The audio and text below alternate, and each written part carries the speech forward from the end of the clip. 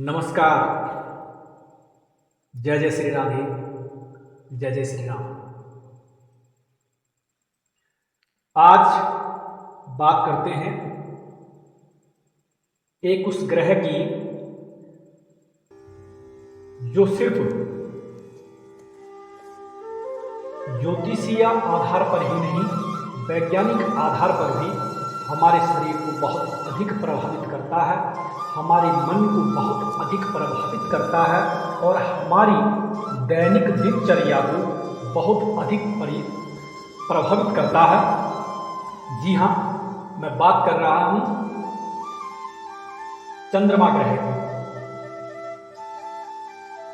एक उपग्रह है जो पृथ्वी का एकमात्र उपग्रह है। हमारा मन और भावनाएं ये चंद्रमा के ही अधीन हैं। अगर चंद्रमा को अनुकूल किया जा सके तो निश्चित तौर पर मानसिक दशाएं भी बहुत मजबूत हो सकती हैं। चंद्रमा की बात के बिना सब गणनाएं व्यर्थ हैं। चंद्रमा के बिना ज्योतिष की कल्पना ही नहीं की जा सकती है। या कहूं कि चंद्रमा का ज्योतिष में एक बहुत विशेष स्थान है और जो खगोल शास्त्री होते हैं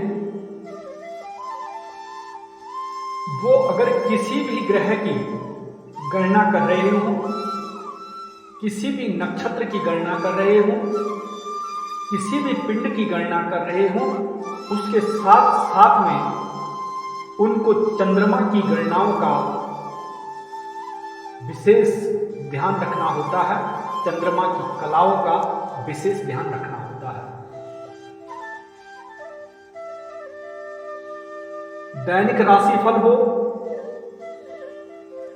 या साप्ताहिक राशिफल हो, चाहे वार्षिक राशिफल हो, ये सब चंद्रमा की गणना से ही, चंद्रमा के कैलकुलेट करने से ही निश्चित हो पाता है और चंद्रमा के कैलकुलेशन के कारण इसको कैलकुलेट किया जाता है, इसकी गणना की जाती है और इसका राशिफलों का फलादेश किया जाता है।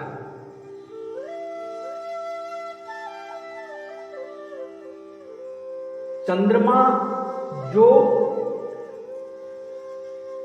पृथ्वी से देखी जाती है वो सिर्फ चंद्रमा का 59% भाग ही हमें दिखता है।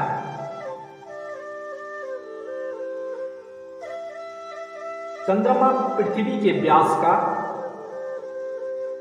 30 गुना भाग है। वैज्ञानिक दृष्टिकोण से देखें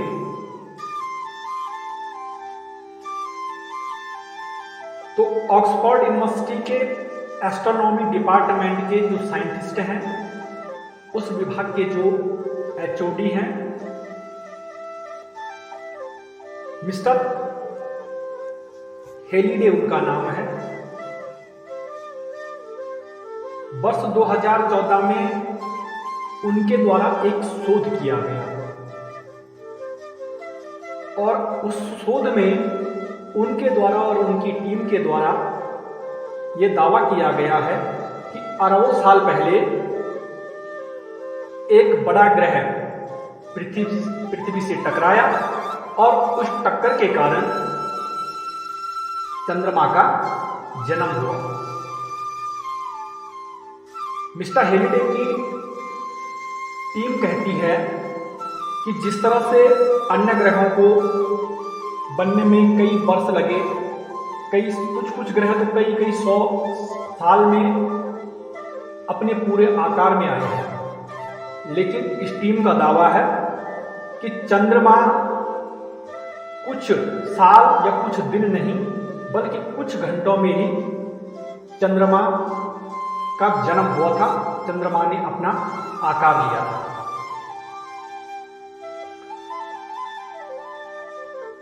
चंद्रमा पृथ्वी से टकराने के कारण चंद्रमा का जन्म हुआ। इसके पीछे ये अपोलो के वैज्ञानिकों द्वारा चंद्रमा से लाए गए चट्टान के कुछ टुकड़ों के शोध के अनुसार कहा गया है। और इस शोध में इन्होंने कहा है कि ये जो चंद्रमा से लाए गए टुकड़े हैं, ये टुकड़े थिया नामक ग्रह की निशानियां हैं। थिया नामक ग्रह के हूबहू या यूं माने कि उसके ही ये टुकड़े हैं। और ये बात ये नहीं है कि वर्ष 2014 में इनकी ही टीम के द्वारा और इनके द्वारा कहा गया है, बल्कि ये पहले भी इस तरह के कई बार दावे किए जा चुके हैं। इससे पहले भी एक शोध में कहा गया है कि चांद का जन्म जो है एक खगोलीय टक्कर के परिणाम के स्वरूप हुआ है। और इसी तरह का एक शोध जो वर्ष 1980 में हुआ था, उसमें भी कहा गया था कि लगभग 4.5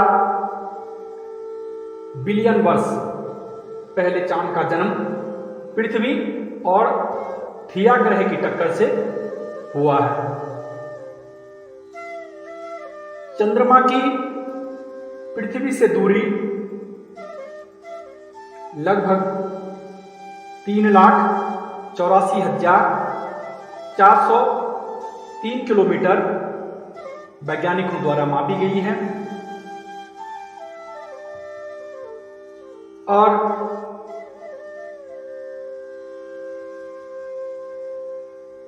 चंद्रमा एक ऐसा ग्रह है जो पृथ्वी का अकेला एक उपग्रह है। और चंद्रमा 27.3 दिन में पृथ्वी का एक चक्कर पूरा करती है।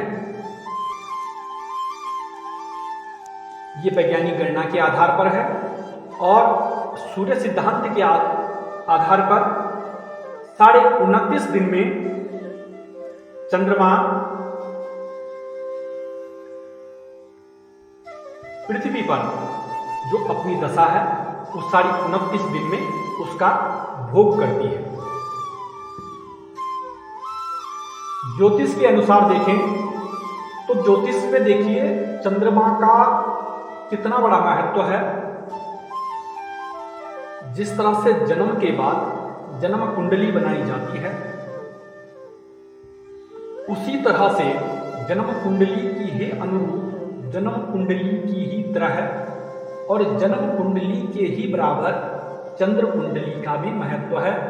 और जन्म कुंडली के साथ साथ चंद्र कुंडली भी बनाई जाती है। इस बात से स्पष्ट होता है कि चंद्रमा का हमारी ज्योतिष गणना में और हमारी जो कुंडलियां हैं, जो हमारी जन्म पत्रिकाएं हैं, उसमें चंद्रमा का क्या स्थान है।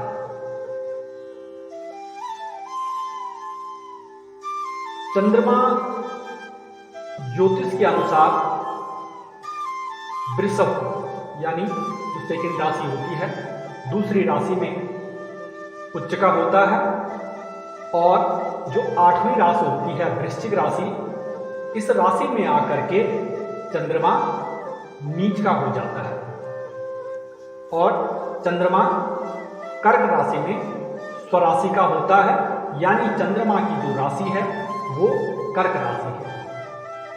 वृष राशि में क्यों उच्च का होता है और वृश्चिक राशि में क्यों नीच का होता है, इसके लिए अलग से मैं वीडियो बनाऊंगा।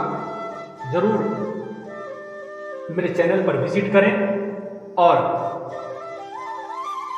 इस तरह के जो रोचक जानकारियां बड़ी मेहनत के साथ मैं आप लोगों के बीच लेके आता हूं, उन्हें आप देखें, लाइक करें, अपने ग्रुपों में अपने दोस्तों के साथ शेयर करें और मेरे चैनल को सब्सक्राइब करें। चंद्रमा मन का कारक है। चंद्रमा जल तत्व का कारक है। जो तरल पदार्थ हैं इनका कारक चंद्रमा है। चंद्रमा हमारी पृथ्वी पर जो गुरुत्वाकर्षण बल है, जो ग्रेविटी पावर है, उसका महत्वपूर्ण जो कारण है वो चंद्रमा भी है, क्योंकि समुद्र में उठने वाले जो ज्वार भाटा होते हैं वो चंद्रमा के गुरुत्वाकर्षण बल के कारण ही घटता बढ़ता है। ज्वार भाटा जो होता है, चंद्रमा के जो कलाएं होती हैं, चंद्रमा घटता है तो ज्वार भाटा घटता है, और चंद्रमा बढ़ता है तो ज्वार भाटा बढ़ता है।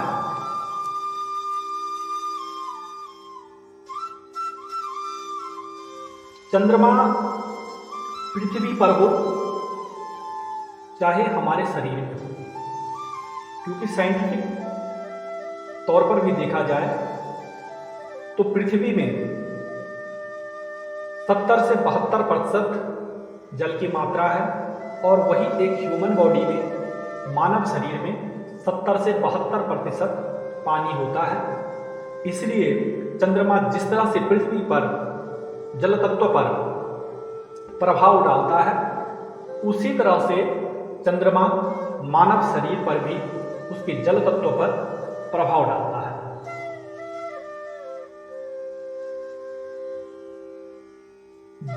जो जीवन की सफलता और असफलता होती है ना, उसका अकेला 50% चंद्रमा के बलाबल पर निर्भर करता है। चंद्रमा एक राशि में 2.25 दिन रहता है, यह हमारी ज्योतिष गणना के अनुसार है।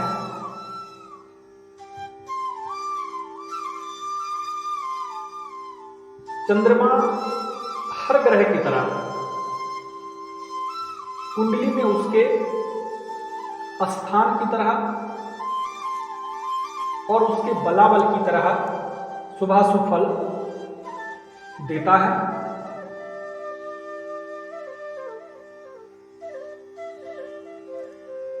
चंद्रमा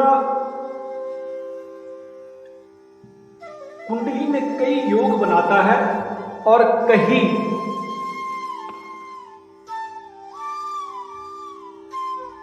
गलत योग भी बनाता है। कैसे?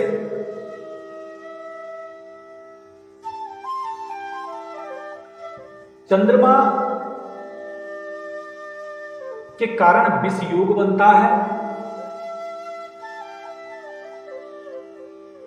चंद्रमा राहु केतु के साथ है तो ग्रहण योग बनता है। चंद्रमा के कारण केंद्र योग बनता है, जो कि बहुत अरिष्टकारी दोष ये बनता है, बहुत अरिष्टकारी योग ये बनता है, केंद्र योग। चंद्रमा के कारण अमावस योग बनता है, और अगर इसकी शुभता की बात की जाए तो चंद्रमा के कारण गजकेसरी योग बनता है। चंद्रमा और बुध अगर एक साथ है तो बहुत अच्छा योग बनता है। चंद्रमा शुक्र अगर एक साथ है तो बहुत अच्छा योग बनता है।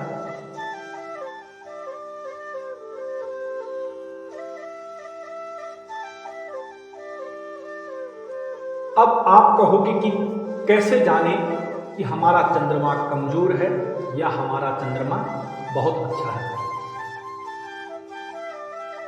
अगर आपका कॉन्फिडेंस बहुत अच्छा है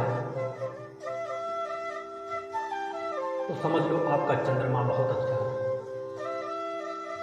अगर आपकी स्मरण शक्ति बहुत अच्छी है तो समझ लो आपका चंद्रमा बहुत अच्छा है।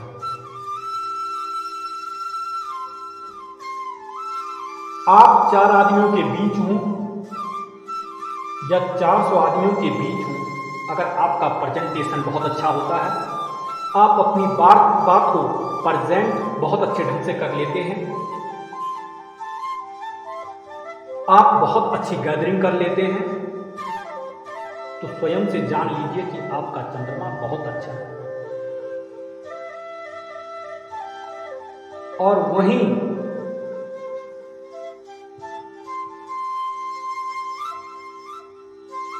अगर चंद्रमा खराब है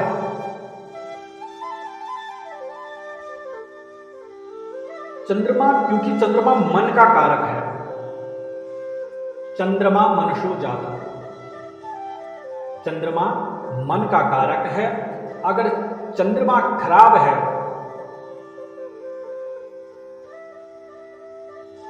तो उसका पता कैसे लगाएं? तो उसके लिए अगर आपको छोटी छोटी बातों पर टेंशन हो जाती है, समझ जाइए आपका चंद्रमा खराब है। मां के साथ विचार नहीं मिलते हैं, मां के साथ बात बात पर मनमुटाव हो जाता है, समझ जाइए आपका चंद्रमा खराब है। मन बहुत अधिक चंचल रहता है, मानसिक अशांति बनी रहती है, हर बात पर भय बना रहता है, तो ये खराब चंद्रमा की निशानियां हैं। वास्तुशास्त्र के अनुसार अगर घर का वायव्य कोण दूषित है, घर का वायव्य कोण अगर खराब है, तो निश्चित तौर पर आपकी कुंडली में आपका चंद्रमा दूषित हो जाएगा। घर में बार बार कलह होना, ये भी समझ जाइए कि हमारी कुंडली में या परिवार के किसी भी सदस्य की कुंडली में अवश्य चंद्रमा पीड़ित है, चंद्रमा खराब है, चंद्रमा दूषित है। क्योंकि घर में अगर बार बार कलह हो रहा है तो उसका कहीं ना कहीं कारण चंद्रमा होता है।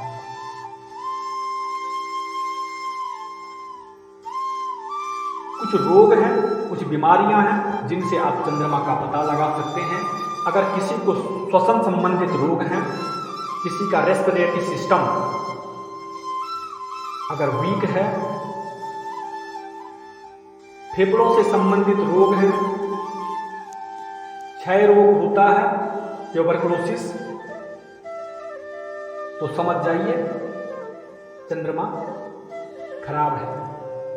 किसी को बार बार अगर मिर्गी आती है, शरीर का बायां अंग अगर खराब है, पैरालाइसिस अगर किसी को आता है,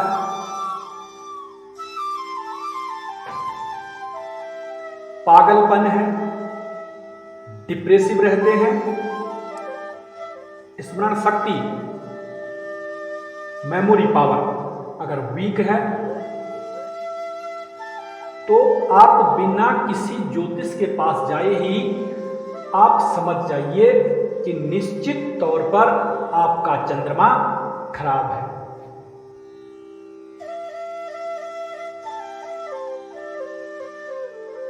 इसके लिए कुछ रेमेडीज हैं, कुछ उपाय हैं, कुछ बड़े सरल से उपाय जो मैं आप लोगों के साथ साझा कर रहा हूं, जिनको आप स्वयं से कर सकते हैं।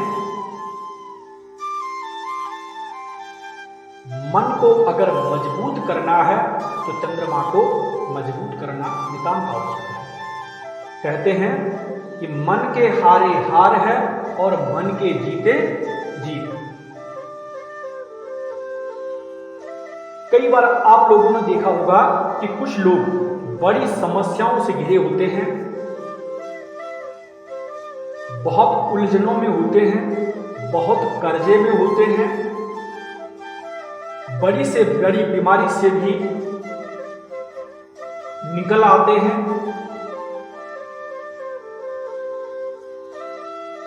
परेशान हैं, कर्जे में हैं, बड़ी बीमारी से निकले हैं, तो और उसके बाद भी अगर प्रसन्न रहते हैं, खुश रहते हैं, फुल कॉन्फिडेंस रहते हैं, तो समझ जाइए कि इनका चंद्रमा निश्चित तौर पर शुभ है, बहुत अच्छा है। चंद्रमा के बढ़िया फल प्राप्त करने के लिए क्या करें?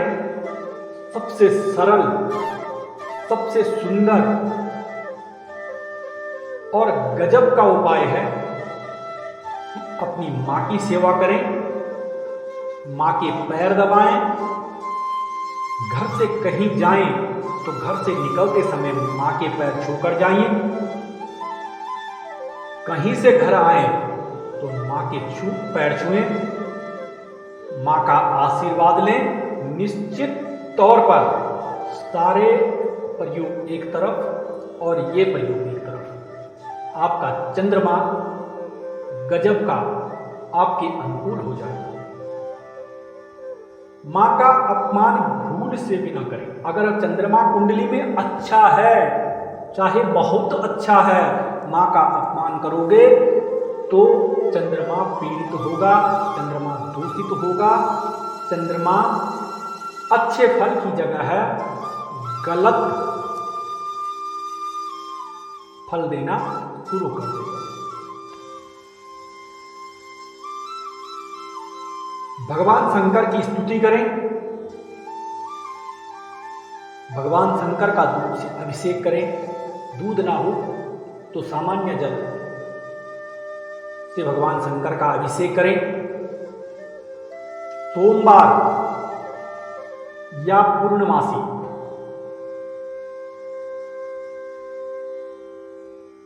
सोमवार या पूर्णमासी का व्रत करें।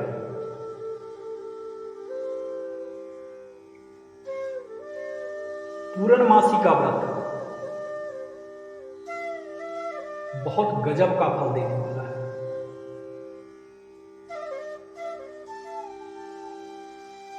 शुक्ल पक्ष में 10-15 मिनट के लिए घर में शांत जगह पर जाएं और 10-15 मिनट के लिए एकाग्रचित होकर, अंतर्मुख होकर चंद्रमा को निहारें, चंद्रमा को देखें एकटक होकर। गजब की शांति मिलती है।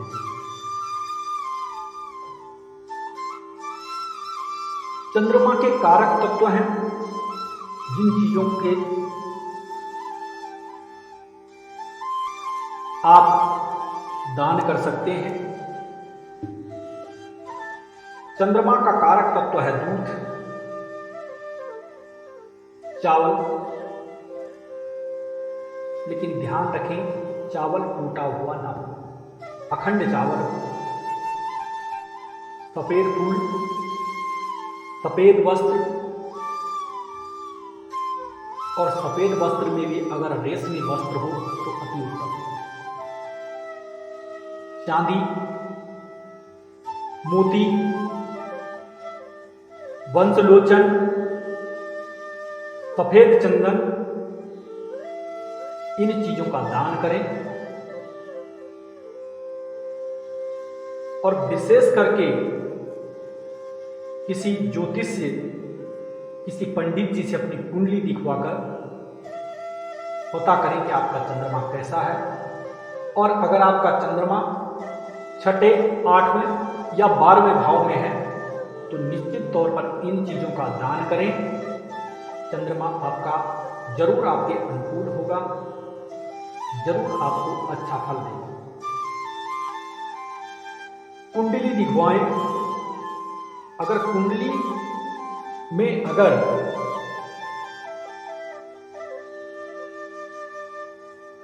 आप कुंडली के अनुसार अगर आप मोती धारण कर सकते हैं तो मोती धारण करें, लेकिन ध्यान रखें कि मोती सिर्फ उस अवस्था में पहने जब आपको मोती पहनने की आवश्यकता हो। कई बार लोग क्या करते हैं कि कर्क राशि है या इस तरह से अगर हमारी ये राशि है तो उसके अनुसार रत्न धारण कर लेते हैं।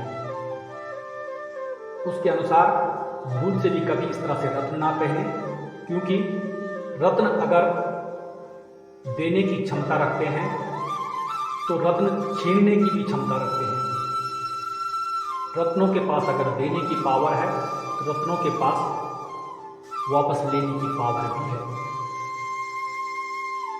तो बिना किसी जानकार को दिखाए बिना किसी जानकार से सलाह लिए हुए बगैर किसी भी रत्न को धारण ना करें। चंद्रमा को अपने अनुकूल बनाने के लिए, चंद्रमा का अच्छा फल पाने के लिए मेडिटेशन करें। चांदी का एक चौकोर टुकड़ा निरंतर अपने पास रखें, अपनी तकिया के नीचे रखें, जहां पर आप सोते हैं परमानेंट एक चांदी का चौकोर टुकड़ा वहां पर रख दें। छोटी कन्याओं को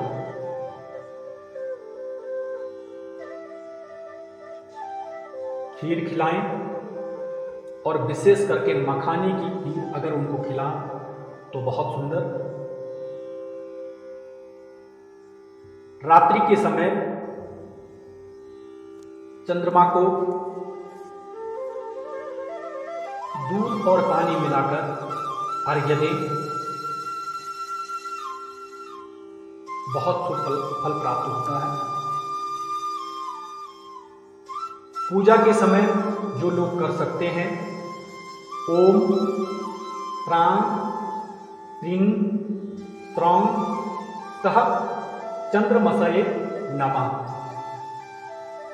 ये मंत्र आपकी स्क्रीन पर भी दिखाई दे रहा है। इस मंत्र का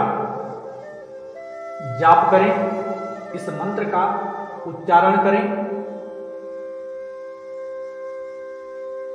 क्योंकि मन को कंट्रोल करने के लिए चंद्रमा को अनुकूल करना बहुत आवश्यक है।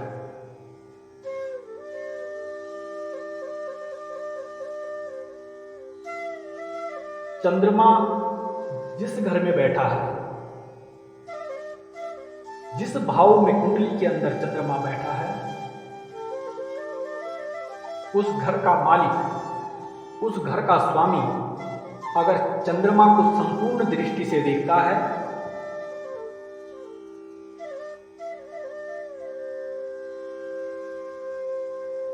तो चंद्रमा आत्मबल को कई गुना बढ़ा देता है, कई गुना।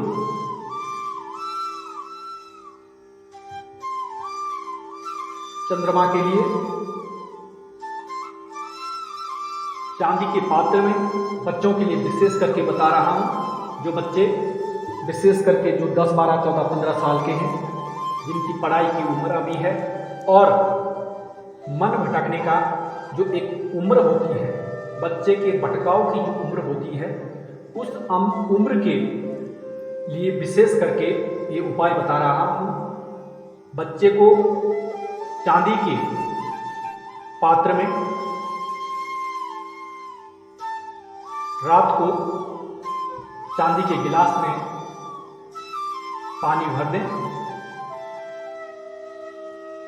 और सुबह जब उनको जगाएं, जब उनको नींद से उठाएं, नींद से जगाएं, तो उस गिलास का पानी उनको पीने को दें।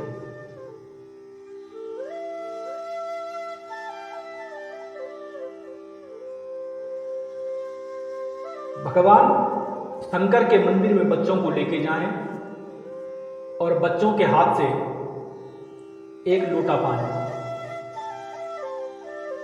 भगवान शंकर को चढ़वाएं।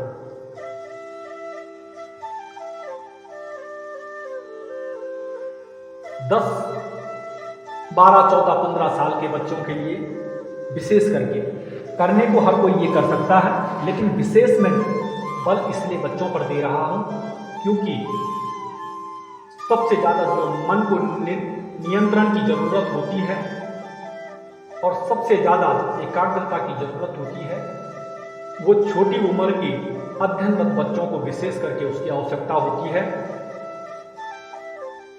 सारे समय में से, सारे कामों में से बच्चे के लिए आप 20 मिनट का समय निकालें और बच्चे से नाड़ी शोधन प्राणायाम करवाएं। नाड़ी शोधन जैसे अनुलोम विलोम कहते हैं, अनुलोम विलोम पर प्राणायाम करवाएं और गर्मियों के दिनों में अभी समय चल रहा है उसमें नाड़ी शोधन करवाएं, लेकिन गर्मियों के समय में चंद्रभेदी प्राणायाम करवाएं। किसी जानकार से पूछकर चंद्रभेदी प्राणायाम के बारे में चंद्रभेदी प्राणायाम अवश्य कराएं। ये सब कर सकते हैं, लेकिन विशेष मैं बच्चों के लिए कह रहा हूं, लेकिन ये उपाय हैं सबके लिए। चंद्रभेदी प्राणायाम करवाएं, लेकिन एक बात का ध्यान रखें कि चंद्रभेदी प्राणायाम अगर किसी का बीपी लो है तो लो बीपी वाले चंद्रभेदी प्राणायाम ना करें, और जिनका बीपी हाई है उनके लिए मेडिसिन का काम करता है चंद्रभेदी प्राणायाम।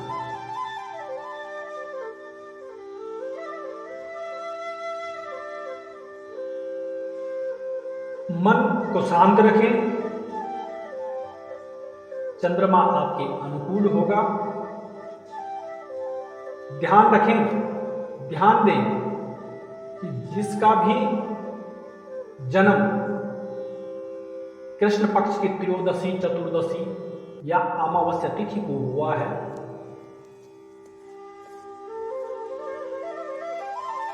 उन लोगों का चंद्रमा कमजोर होता है, उनके मन में चंचलता होती है, मन में भटकाव की स्थिति होती है।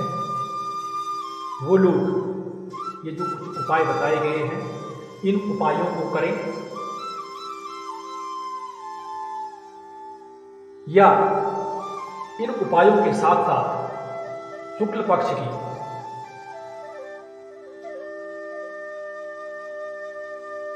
चंद्रमा को 10-15 मिनट के लिए निहारें। आपका चंद्रमा आपको बहुत अच्छा फल देगा। आपका चंद्रमा आपको भटकाव नहीं होने देगा। आपका चंद्रमा आपको शुभता देगा। आपका चंद्रमा आपके अनुकूल होगा। अभी के लिए इतना ही। आप सभी को मेरा प्रणाम। जय जय श्री राधे, जय जय श्री श्याम।